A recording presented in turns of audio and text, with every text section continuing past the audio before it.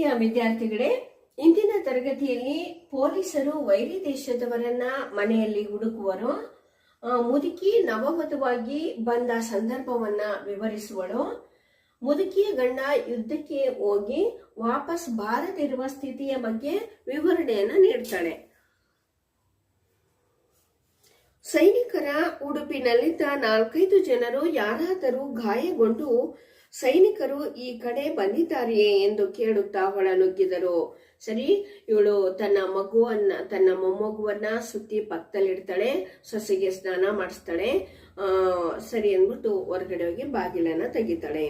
ಆಗ ಅವ್ರು ಕೇಳ್ತಾರೆ, ನೋಡಿ ಯಾರಾದ್ರೂ ಗಾಯಗೊಂಡಿರೋರು ನಿಮ್ಮನೆ ಒಳಗಡೆ ಬಂದಿದಾರ ಅಂತ ಕೇಳ್ತಾರೆ. ಅದಕ್ಕೆ ಮುದುಕಿ ಹೇಳ್ತಾಳೆ, ಇಲ್ಲವೆಲ್ಲ. ಮುದುಕಿ ನುಡಿದಳು, ನಮ್ಮವರೇ ಅಥವಾ ಆ ಕಡೆಯವರೇ ಎಂದು ಕೇಳಿದಳು. ಸರಿ ಆಯ್ತು, ನಮ್ಮ ಕಡೆಯವರ ಅಥವಾ ವೈರಿಗಳ ಕಡೆಯವರ ಅಂತ ಮುದುಕಿ ಕೇಳ್ತಾಳೆ. ಆ 4-5 ದಿನ ಬಂದಿದ್ರಲ್ಲ ಅವರಿಗೆ. ಅದಕ್ಕೆ ಅವರು ಈ ರೀತಿ ಉತ್ತರ ಕೊಡ್ತಾರೆ, ಆ ಕಡೆಯವರು ನಮ್ಮ ಮೇಲೆ ದಾಳಿ ಮಾಡಲು ಬಂದವರು. ಅಷ್ಟರಲ್ಲಿ ನಾವು ವಿಮಾನವನ್ನು ಒಡೆದುರುಳಿಸಿದೆವು ಎಂದು ಒಬ್ಬನೆಂದಾಗ ಇನ್ನೊಬ್ಬರು, ಸರ್, ಅದರಲ್ಲಿದ್ದವರು ಬದುಕಿರಲಾರರು. ಈ ನದಿಯಲ್ಲಿ ಬಿದ್ದರೂ ಬದುಕುವ ಸಾಧ್ಯತೆ ಇಲ್ಲ. ನಾವು ಈ ಕತ್ತಲಲ್ಲಿ ವ್ಯರ್ಥ ಪ್ರಯತ್ನ ಮಾಡಬೇಕಷ್ಟೇ ಎಂದನು. ಸರಿ, ಅದಕ್ಕೆ ನಮ್ಮ ಮೇಲೆ ದಾಳಿ ಮಾಡೋದಕ್ಕೆ ಬಂದಂತಹ ಜನರು ಅಂತ ಹೇಳ್ತಾರೆ. ಹೇಳಿದಾಗ ಅಷ್ಟರಲ್ಲಿ ನಾವು ವಿಮಾನವನ್ನ ಹೊಡೆದುರುಳಿಸ್ತೀವಿ ಅಂತ ಒಬ್ಬ ಹೇಳ್ತಾನೆ.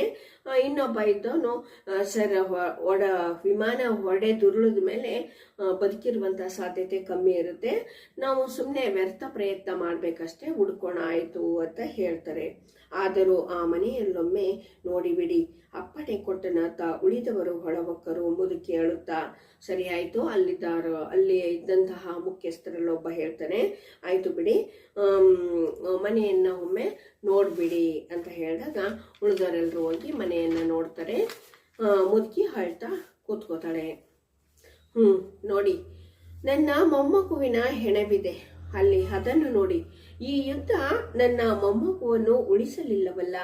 ಯಾರಿಗಾಗಿ ಯುದ್ಧ, ಯಾತಕ್ಕಾಗಿ ಯುದ್ಧ, ಅದನ್ನಾದರೂ ಹೇಳಿರಲ್ಲ ಎನ್ನುತ್ತಾ ಆ ನಿರ್ಜೀವ ಶಿಶುವಿನ ಬಳಿ ಕುಳಿತು ಮತ್ತೊಮ್ಮೆ ಎದೆ ಬಡಿದುಕೊಂಡು ಅಳತೊಡಗಿದಳು. ಸರಿ, ನನ್ನ ಮೊಮ್ಮಗುವಿನ ಹೆಣ ನೋಡಿ, ಈ ಯುದ್ಧ ಇಲ್ಲದೆ ಇದ್ರೆ ನನ್ನ ಮೊಮ್ಮಗುವನ್ನ ನಾನು ಉಳಿಸ್ಕೋತಾ ಇದ್ದೆ.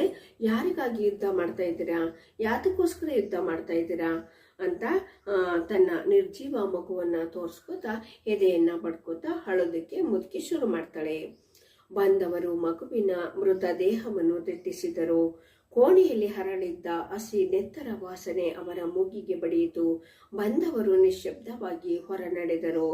ಸರಿ, ಅಲ್ಲಿ ಬಂದ್ರಲ್ವಾ ಅವರೆಲ್ಲರೂ ಕೂಡ ಸತ್ತು ಮಲಗಿರುವಂತಹ ಮೃತ ದೇಹವನ್ನ, ಆ ಮಗುವನ್ನ ನೋಡ್ತಾರೆ. ನೆತ್ತರು ಅಂದ್ರೆ ರಕ್ತ ಅಂತ. ಸರಿ, ಹಸಿ ರಕ್ತದ ವಾಸನೆ ಬೇರೆ ಮೂಗಿಗೆ ಬಡಿಯುತ್ತೆ. ಎಲ್ಲರೂ ಕೂಡ ನಿಶ್ಶಬ್ದವಾಗಿ ಮನೆಯಿಂದ ಆಚೆ ಹೋಗ್ತಾರೆ. ಹೋದ ತಕ್ಷಣ ಮುದುಕಿ ರಾಹಿಲನ ಜೊತೆ ಈ ರೀತಿ ಹೇಳ್ತಾಳೆ. ಬಳಿಕ ಆಕೆ ರಾಹಿಲನನ್ನು ಹೊರಗೆ ಕರೆದು ಬಂದು ಕೋಣೆ ತೋರಿಸಿ, ಈ ರಾತ್ರಿಯನ್ನು ಈ ಕೋಣೆಯಲ್ಲಿ ಕಳೆಯಿರಿ, ನಾಳೆ ಬೇರೇನಾದರೂ ಏರ್ಪಾಟು ಮಾಡುವ ಎಂದಳು. ಸರಿ, ರಾಹಿಲ್ಗೆ ಹೇಳ್ತಾಳೆ, ನೋಡಪ್ಪ, ಇವತ್ತು ಈ ರೂಮಲ್ಲಿ ಮಲ್ಕೋ, ನೀನು ಕೋಣೆಯಲ್ಲಿ ಮಲ್ಕೋ, ನಾಳೆ ಬೇರೆ ವ್ಯವಸ್ಥೆಯನ್ನ ಮಾಡೋಣ ಅಂತ ಹೇಳ್ತಾಳೆ. 1-2 ದಿನಗಳಲ್ಲಿ ಪರಸ್ಪರರಲ್ಲಿ ವಿಶ್ವಾಸ ಮೂಡಿತು.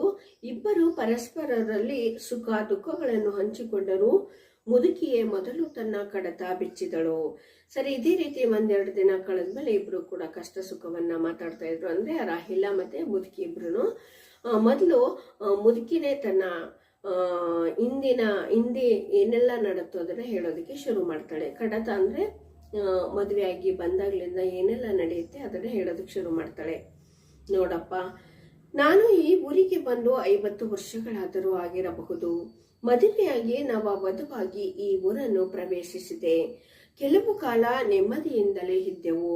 ಜಮೀನು ಆಸ್ತಿ ನಮಗೆ ಬೇಕಾಗುವಷ್ಟಿತ್ತು, ಈಗಲೂ ಇದೆಯೇನೋ. ಆದರೆ ನೆಮ್ಮದಿಯಿಂದ ಬದುಕಲು ಈ ಜನ ಬಿಡಬೇಕಲ್ಲ. ಯುದ್ಧವಂತೆ ಯುದ್ಧ, ತಿರಸ್ಕಾರದಿಂದ ನುಡಿದಳು ಮುದುಕಿ. ಸರಿ, ಮುದುಕಿ ಯುದ್ಧದ ಬಗ್ಗೆ ತಿರಸ್ಕಾರದಿಂದ ಆಡಿದಂಥ ಮಾತುಗಳು ಯಾವುವು ಅಂತ ಕ್ವಶನ್ ಕೇಳಿದಾಗ ಬರೀಬೇಕಾಗುತ್ತೆ.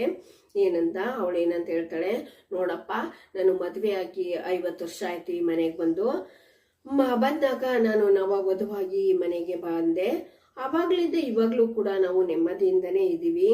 ಆವಾಗ್ಲೂ ಕೂಡ ಆಸ್ತಿ ಜಮೀನು ಎಲ್ಲ ಸಾಕಾಗಷ್ಟು ಇತ್ತು, ಈಗಲೂ ಕೂಡ ಇದೆ. ಆದ್ರೆ ಈ ಜನಗಳು ನಮ್ಮನ್ನ ನೆಮ್ಮದಿಯಿಂದ ಬದುಕೋದಕ್ಕೆ ಬಿಡ್ತಾ ಇಲ್ಲ ಅಂತ ಯುದ್ಧದ ಬಗ್ಗೆ ಅವಳು ತಿರಸ್ಕಾರದ ಮಾತುಗಳನ್ನ ಆಡ್ತಾಳೆ. ಆಗಲೂ ಯುದ್ಧವಾಗಿದ್ದ ಅಜ್ಜಿ? ರಾಹಿಲ್ ಕೇಳಿದನು. ಸರಿ, ಅವಾಗ್ಲೂ ಯುದ್ಧ ಆಗಿದ್ದ ಅಜ್ಜಿ ಅಂತ ರಾಹಿಲ್ ಮುದುಕಿಯನ್ನ ಕೇಳ್ತಾನೆ. ಅದಕ್ಕೆ ಕೇಳ್ತಾಳೆ, ಆಗ ಈ ಊರು ಆ ದೇಶದವರ ಕೈಯಲ್ಲಿತ್ತು. ಅವರ ಧರ್ಮ ಬೇರೆ, ನಮ್ಮ ಧರ್ಮ ಬೇರೆ ಎಂಬ ಕಾರಣಕ್ಕೆ ಆಗ ಯುದ್ಧ ಮಾಡಿದರು. 1000 ಗಟ್ಟಲೆಯಲ್ಲಿ ಜನರು ಪ್ರಾಣ ತೆತ್ತ ಬಳಿಕ ಯುದ್ಧ ನಿಂತು ಈ ಊರು ಈ ದೇಶಕ್ಕೆ ಸೇರಿತು. ಸರಿ, ಹೌದು ಕಪ್ಪ, ಆವಾಗ್ಲೂ ಕೂಡ ಯುದ್ಧ ಆಗಿತ್ತು. ಯಾವ ವಿಷಯಕ್ಕಾಗಿ ಆಗಿತ್ತು ಅಂತಂದ್ರೆ ಧರ್ಮದ ವಿರುದ್ಧ ಆಗಿತ್ತು. ಅಂದ್ರೆ ನಮ್ಮ ಧರ್ಮನೇ ಬೇರೆ ಆಗಿತ್ತು, ಅವ್ರ ಧರ್ಮನೇ ಬೇರೆ ಆಗಿತ್ತು. ಅದಕ್ಕೋಸ್ಕರ ಯುದ್ಧ ಆಗಿತ್ತು. ಆವಾಗ್ಲೂ ಕೂಡ ಸಾವಿರಾರು ಜನ ಸತ್ತಿದ್ರು, ಪ್ರಾಣವನ್ನ ಕಳ್ಕೊಂಡಿದ್ರು. ಅನಂತರ ಈ ಊರು ಈ ದೇಶಕ್ಕೆ ಸೇರ್ತು ಅಂತ ಹೇಳ್ತಾಳೆ. ಊರೇನೋ ಕೈ ಬದಲಾಯಿಸಿತು, ಆದರೇನು ನಮ್ಮ ಬದುಕಿನಲ್ಲೇನಾದರೂ ವ್ಯತ್ಯಾಸವಾಗಿದೆಯೇ? ನಾವು ಬೆವರಿಳಿಸಿ ದುಡಿದುದನ್ನು ಈ ಜನರು ಹಲವು ಹೆಸರು ಹೇಳಿ ಹಲವು ಕಾರಣ ನೀಡಿ ದೋಚಿಕೊಂಡು ಹೋಗುತ್ತಾರೆ. ದುಡಿದದ್ದನ್ನೇ ಕೊಂಡು ಹೋದರೆ ಹಾಳಾಗಲಿ ಎಂದು ಸುಮ್ಮನಿರಬಹುದಾಗಿತ್ತು.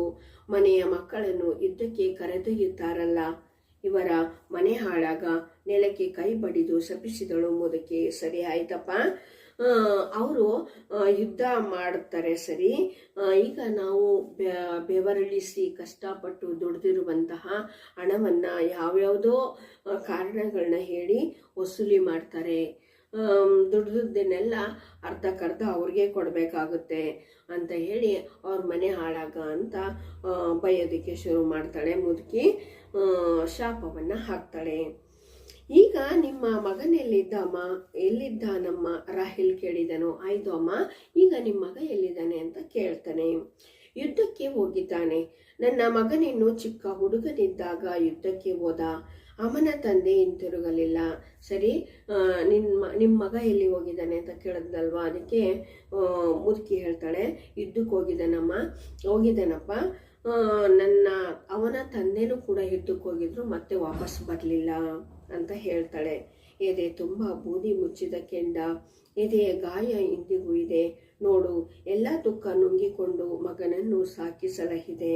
ಆಯಿತು, ನನ್ನ ಎದೆಯ ತುಂಬ ಕಷ್ಟಗಳು ತುಂಬಿದೆ. ಏನು ಮಾಡಲಿ ನೋಡು, ಎಲ್ಲ ಕಷ್ಟಗಳನ್ನು ನಾನು ನುಂಗಿ ನನ್ನ ಮಗನನ್ನು ಸಾಕಿ ಬೆಳೆಸ್ದೆ. ಮದುವೆನೂ ಕೂಡ ಮಾಡಿದೆ. ಈಗ 5-6 ವರ್ಷಗಳ ಬಳಿಕ ಸೊಸೆ ಗರ್ಭಿಣಿಯಾದಳು.